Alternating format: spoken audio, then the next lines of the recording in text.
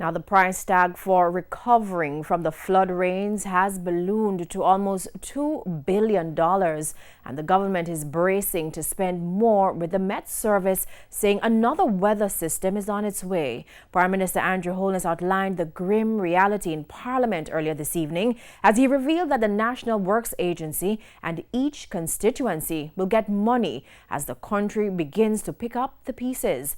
Vashon Brown reports. Communities, damaged roads, death in Shooters Hill, St. Andrew. The rains wreaked havoc on Jamaica. And it's not over yet. The Met Office says by Thursday, a trough will enter the region and could again increase rainfall in Jamaica. Prime Minister Andrew Holness says this will inform the government's response. There are some areas for which it doesn't make sense to address it until after the rains have subsided. For example, those areas that may have soil stability issues.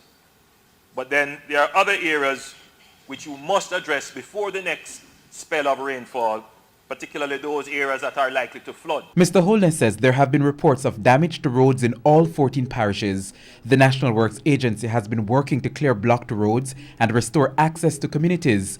The NWA's preliminary assessment is that over 80 roads island-wide were affected by landslides, mud flows or downed trees, among other things. The assessment also shows that southern parishes were hardest hit. None of the recently completed roads, Constant Spring Road, Hagley Park Road, Barbican Road, and Camp Road, have been adversely affected.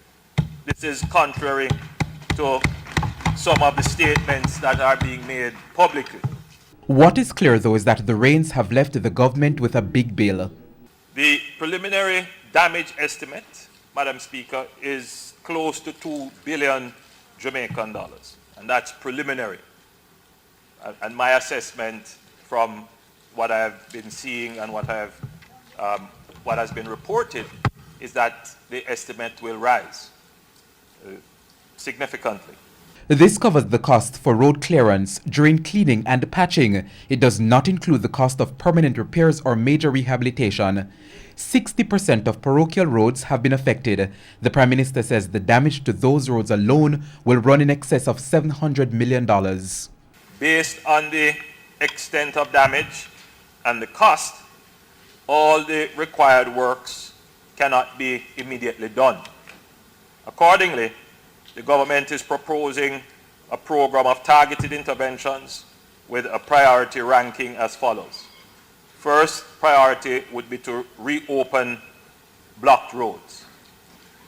Then cleaning of critical drains, which are now heavily silted, and then patching of main thoroughfares. It's almost December and soon time for the Christmas Work Program, which is a routine public infrastructure maintenance program that happens in each constituency. Cyclical mitigation program will begin shortly and lead into the Christmas period and will be augmented to address the repair and rehabilitation works associated with the rains. We will budget to expend $1 billion to directly address damage due to rains, and this is to be used directly by the NWA according to areas of greatest national need and strategic importance to the productivity of the economy. In addition to the $1 billion, each constituency will be allocated $1.5 million from the Housing Fund to assist with repairs to housing infrastructure. Mr. Holness also said each constituency will get another $1.5 million from the Ministry of Labour and Social Security for rehabilitation grants. Vashon Brown, TVJ News.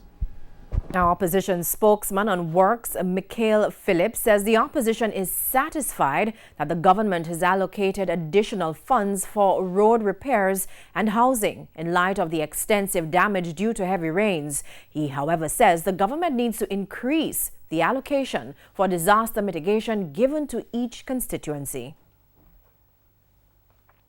But that $1 million that is attributed to each constituency, especially for, I won't say rural, country seats, can't even do a quarter of the major drains.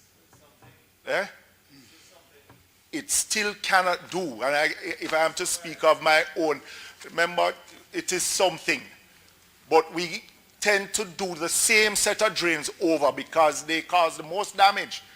But then there are others within major roadways that are not touched.